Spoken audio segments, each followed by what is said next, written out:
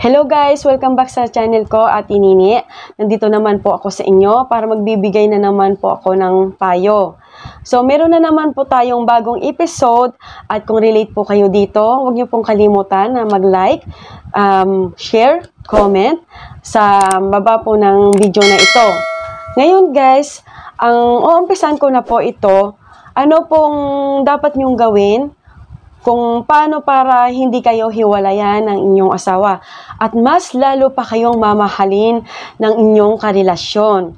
So, kung may mga karelasyon man kayo, ito lang po yung gawin nyo at panoorin lang po ninyo ang aking video. Sasabihin ko muna para sa ating mga babae, kung ano yung mga ayaw naming mga babae, guys. Kayong mga lalaki, 'di ba? Meron kayong sobrang minamahal na asawa or yung gusto nyong mapapangasawa para mas lalo kayong mamahalin ng iyong partner ay ibigay ninyo kung ano ang gusto niya at pakinggan ninyo kung ano yung ayaw naming mga babae. Kaya may mga bagay na ayaw namin sa babae. So sana guys, hindi porket na matagal na yung relasyon natin, nagsasawa ka na sa relasyon natin, tapos papalitan nyo na kami, iiwan nyo na kami. Huwag naman ganon, guys. Mali naman yung gagawin ninyo, no?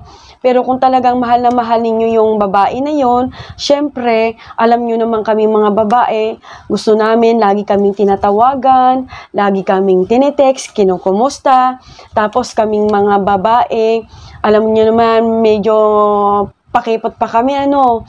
Kaya sana guys, kung ano naman yung gusto naming mga babae, sundin na lang ninyo kung talagang mahal ninyo kami. Alam nyo naman, kaming mga babae, mga sala sa init, sala sa lamig po kami. O kayong mga babae dyan, relate ba kayo dyan sa mga sinasabi ko? Ganito rin ba yung nangyayari sa inyo? At kayong mga lalaki naman, relate din ba kaya sa mga naririnig nyo sa akin? At kayo namang babae, wag naman, para magustuhan naman kayo ng inyong mga asawa, ng inyong mga boyfriend or partner, wag naman sana kayong masyadong nagger, wag nyo naman masyado kayong matapang, mas matapang pa kayo sa mga lalaki, di ba? Tapos, pag hindi nasunod yung mga gusto ninyo, aawayin nyo na at pahiyain na ninyo yung mga lalaki. Lalo na yung mga lalaki, ayaw nilang napapahiya sila. Lalo na kapag sa mga inuman, di ba? Kailangan dapat pag-uusapan nyo yung mga bagay na yan, yung mga ayaw ninyo. Hindi yung parang naguhulaan na lang kayo. Kaya dapat pinag-uusapan ninyo para naman yung mga pagsasama ninyo nagtatagal naman kayo, di ba? At saka kayong mga babae, ang gusto ng mga lalaki, inaalagaan sila, minamahal sila, inaasikaso. Siyempre dapat alagaan din ninyo yung ang inyong mga anak. Siyempre yan ang gusto nila, inaalagaan din yung mga anak nila, mga anak ninyo, inaasikaso ninyo. Tapos lagi kayong sweet sa aming mga babae. Kahit hindi okasyon, bigyan nyo naman kami, padalhan nyo naman kami. Pero hindi naman sana laging ganun, di ba? Kaya kailangan kayong mga lalaki, wag na madalas talaga yan, mga lalaki na yan, laging nagsisinungaling. Di ba? Minsan may pupuntahan nilang, magiinom lang. Ang darating late na, hindi pa magsabi kung saan pupunta, hindi man lang makapag-text, hindi man lang gagawa ng paraan kung nasaan yung lalaki. Kaya nga syempre, yung mga babae nagagalit. Pero alam nyo naman kayong mga babae, hinahinay lang din kayo sa mga bibig ninyo.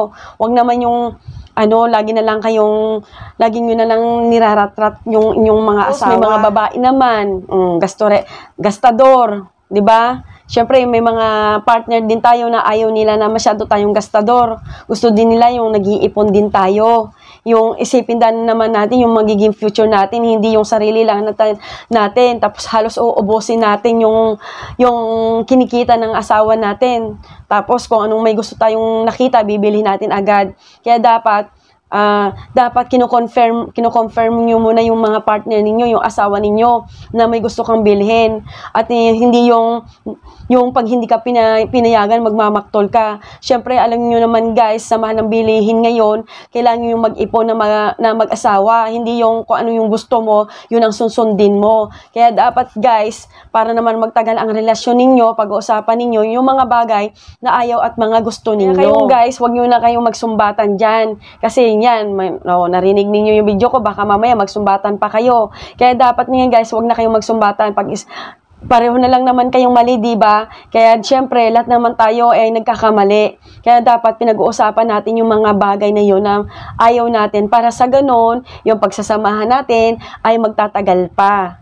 So, guys, sana kung magustuhan mo dito at relate ka, huwag niyo pong kalimutan na like and subscribe, ha. Kaya, guys, sana support lang po tayo. Kaya maraming pong salamat, guys. Paalam!